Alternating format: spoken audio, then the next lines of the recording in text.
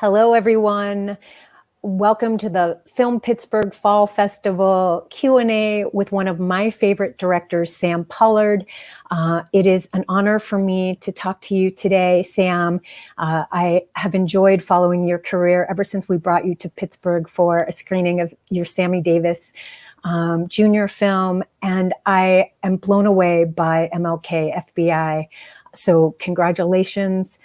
It's a really amazing look at Dr. King. And so I'm excited to talk to you today about it. Can you tell our Pittsburgh audience a little bit about how the film came to be? Absolutely, Catherine. Good seeing you again after a while. About 2.5 years ago, the producer of this film, Ben Hadeen, him and I had just finished a documentary called Two Trains Running about the search for Son House and Skip James, two iconic Mississippi blues musicians. And he had this book that he had just read about Dr. King and how he was surveilled by J. Edgar Hoover and the FBI. And he said to me, gave me a call and said, Sam, I think I found our next film. So he sent me a copy of the book. I read it and I called him back. I said, you're absolutely right, man. This is our next film. So we started the process of, reaching out to David Garrow, went to Pittsburgh where he is living. And we spent 4 hours with him, having him on camera and having him sort of lay out the whole story that he had put in his book about King and being King by being surveilled by the FBI. Then we put together a sizzle reel and went out to raise money like we all documentary filmmakers do. And we got a lot of rejections until two companies came on, a company called Play Action and another company called Field of Vision came on with the funding. We were able to shoot the rest of our interviews in the fall of 2019, brought on an archival producer at the same time and an editor, and we were able to get the film done in record time in about 8 months. That's crazy because the film is so detailed and deep and thorough. And that archival producer did an amazing job. The footage that is seen in the film is so rich. And I felt really honored as just an individual human being to be able to see, to watch this film. Can you talk a little bit about the reception of the film? Where is it shown? What did you hope to accomplish by making this film? We both felt it was important to sort of really take a really deep dive into what J. Edgar Hoover and William Sullivan and other people of the FBI were trying to do and trying to discredit and destroy Dr. King's reputation. And the other thing that we wanted people to really get a look at was Dr. King on another level, that he was a human being who was very complicated, who had not only deal with the issues of the civil rights movement, but with his own personal issues.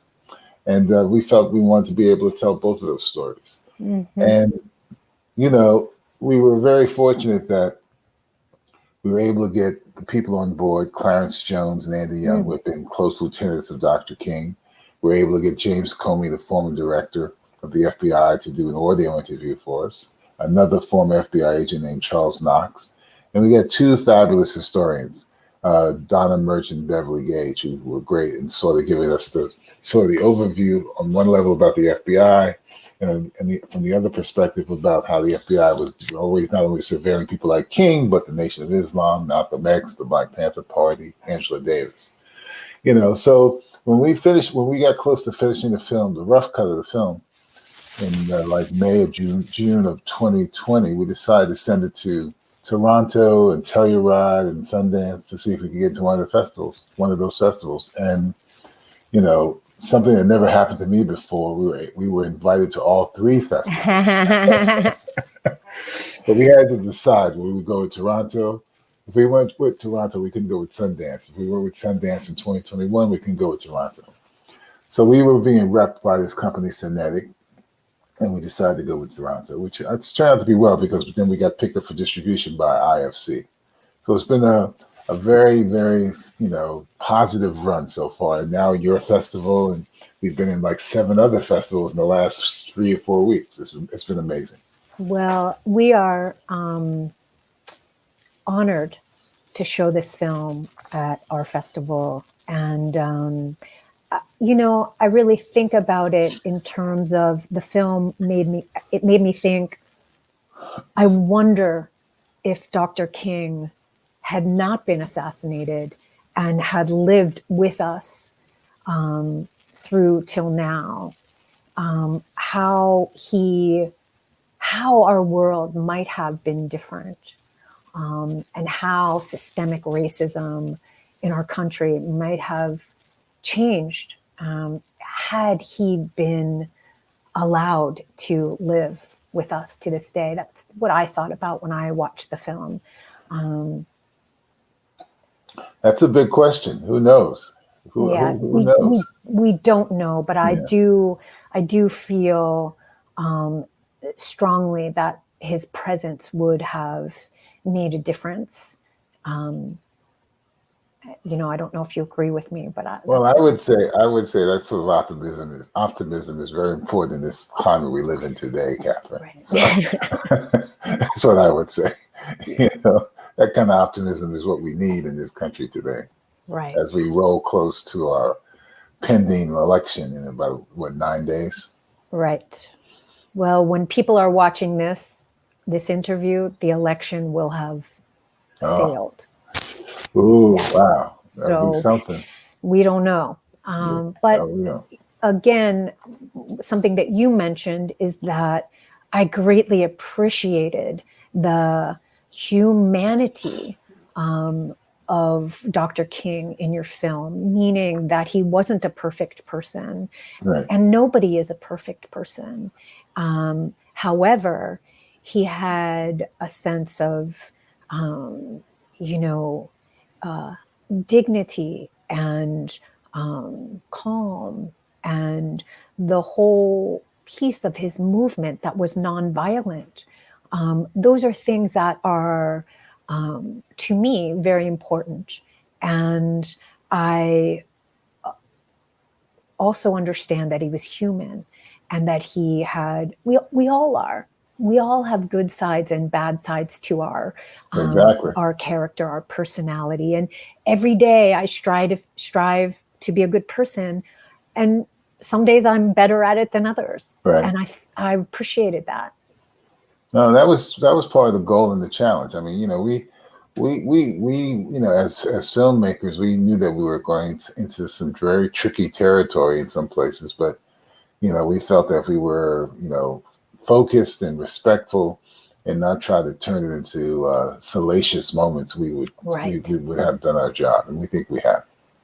I have to also say that, particularly watching it again the second time prior to this interview, I really was blown away by the music. I just, can you talk a little bit about that? Because I think that, what was your involvement with that? I thought the score was just simply stunning. Well, this young man was a very fabulous jazz musician, composer, Gerald Clayton. He had done the music for our Sizzle, and Ben said we should give him a crack at doing this score.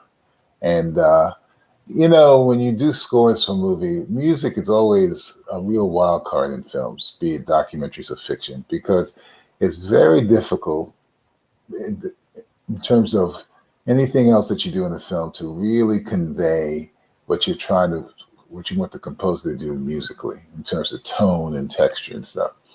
And when we put the first temp tracks in, our editor, Laura Tomaselli, when she put in the initial temp tracks, like lots of editors, she fell in love with her temp tracks. She just thought they were fabulous. And they were okay. And so when we first got the first sketches from the composer, she wasn't crazy about them at all, and she complained that we should maybe go with a temp score.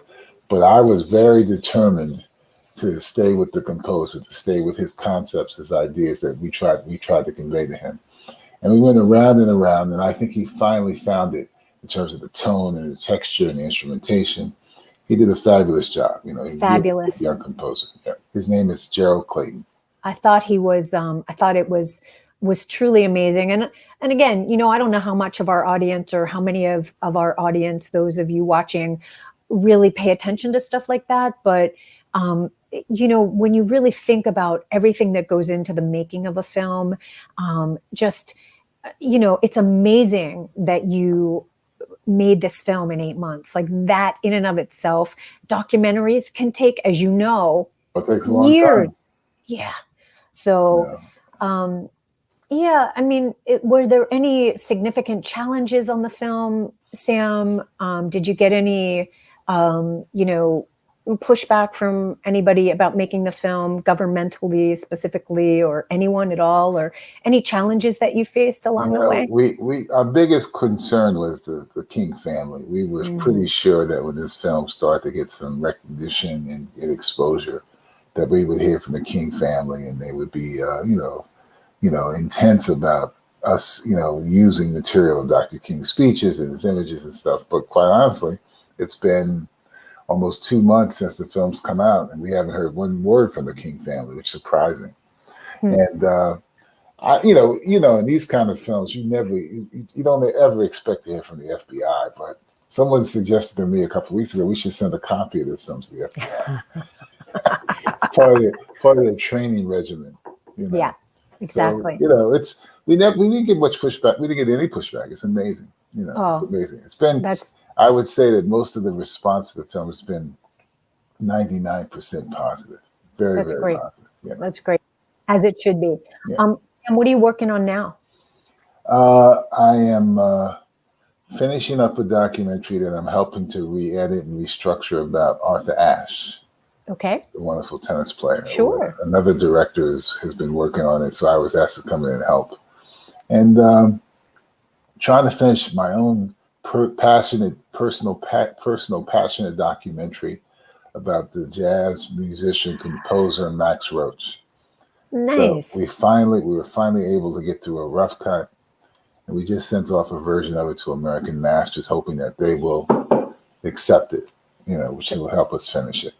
Very and good. then I have another film that I am close to finishing for HBO called, about Black artists, and it'll probably be on during Black History Month. Is what they're saying now in 2021.